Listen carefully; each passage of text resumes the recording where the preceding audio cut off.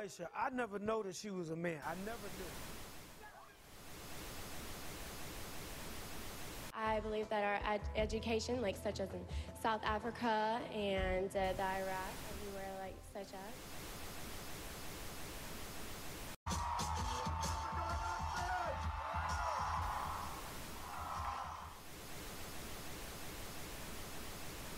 Platform 8 for the 22-28 Southern service to Eastbourne via Lewis. Please join front 2. One option, placing a tracking microchip under a service member's skin. Former Special Operations Officer. And if you hear the shouting, it's a group of demonstrators who come. 9/11 was an inside job.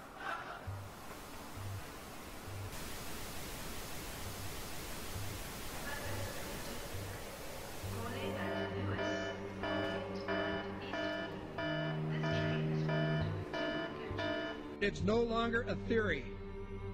What I'm about to say is fact. The secret organizations of the world power elite are no longer secret. They have planned and are now leading us into a one-world communist government. Well, there have been extraordinary scenes in Berlin tonight as thousands of people gathered to hear Barack Obama deliver key foreign policy speech on his current European tour.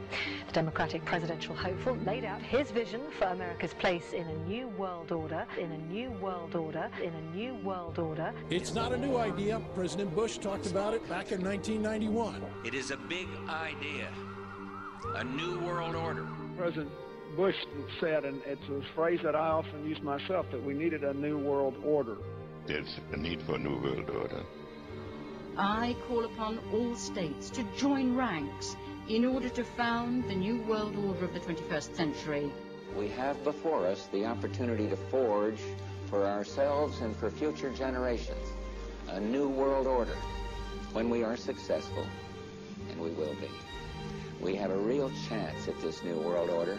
And people talked then, in 1990, of a new world order. And the question for us is how we meet and master all these challenges to ensure that Britain enhances its competitiveness in the process and realizes what I believe is our destiny of success in this new world order. So, in conclusion, ladies and gentlemen, a new world is emerging. It is a new world order with significantly different and radically new challenges for the future. And people better understand that they mean exactly what they're saying. It's a new world order they're trying to create, and they're trying to do so not only without approval or consent of the government in this country, but despite the popular will. This is a straightforward assault by the elitists in this country. There is a global meltdown coming. It is a global depression, and one world currency and one world financial system is the end game. China said last week they want one global currency. France said yesterday or the day before that they want one world order, a new world order, at the end of this event. Gordon Brown will today call on fellow world leaders to seize the opportunity created by the worldwide economic crisis to create a truly global society.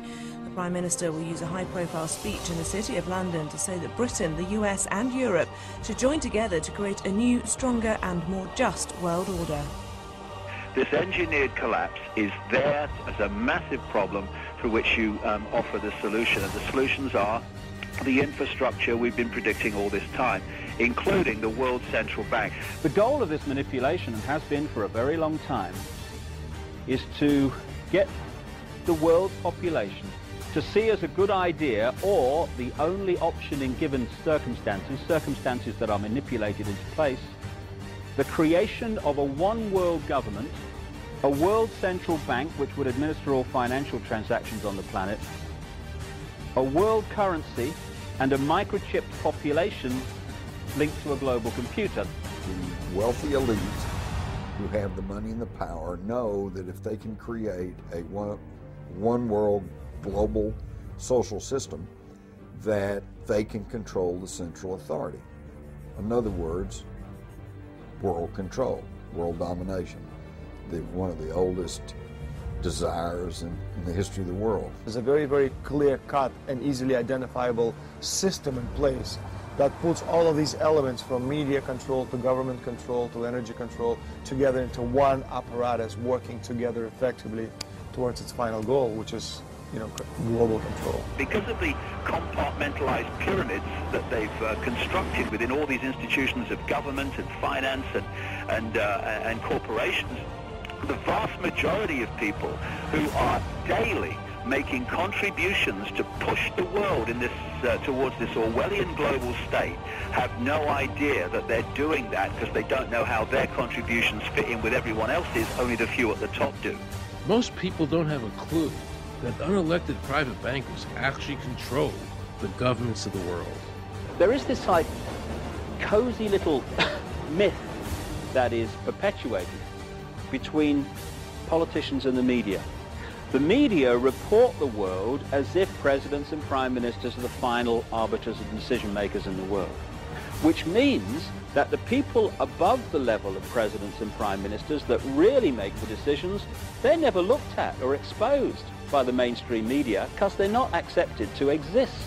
The central bankers of the world are working together to create a one-world government. A global police state as sinister as anything George Orwell ever wrote about, where every person on the planet Earth will have an RFID chip implanted.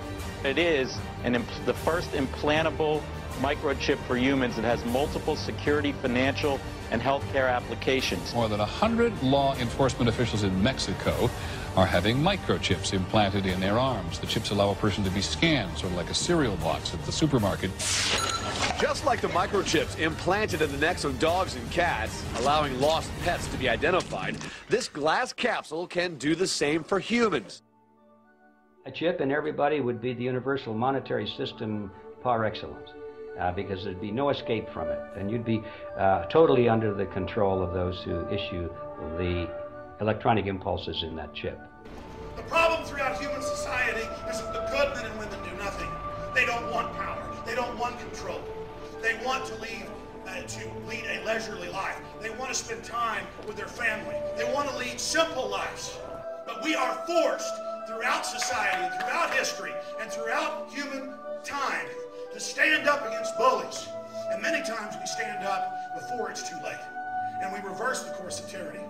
That more often than not, we don't stand up in time, and horrible things have to happen first, so decadent societies learn why liberty and freedom is so precious. If you think you don't like the situation now, then think what you're going to face a little way down the road, and more than anything, think of what your children are going to have to face.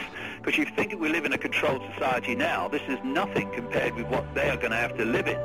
So in terms of parents who are listening to this information, I would say this: go and look your children in the eyes and tell them that you can't be bothered, or you're too frightened to do anything about it. You're too frightened to get involved, too frightened to get involved in being another conduit for getting this information further and further expanded into the public mind, that you're too frightened to get together with others to stop cooperating with this system and to not be intimidated into coming into line, which is a bit like coming into line in a concentration camp and thinking it'll be okay.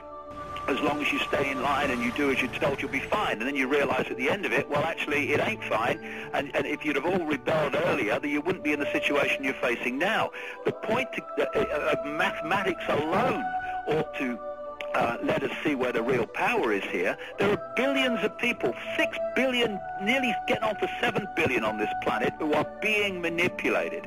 There are, in full knowledge of what they're doing, a relative handful of those who are doing the manipulating to the end that we're talking about. They think they've beaten us. They think that they're going to have their way with us. And I'm here to tell them they're not going to have their way with us. We are going to defeat them. You guys aren't going to be able to get away with your New World Order, sir. Talk about Bill. You know what New World Order is. You will never get a New World Order. Never. National sovereignty will prevail. The New World Order is going down, sir. You can laugh. Wake up, people.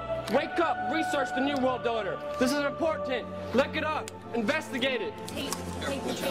Your New World Order will fall.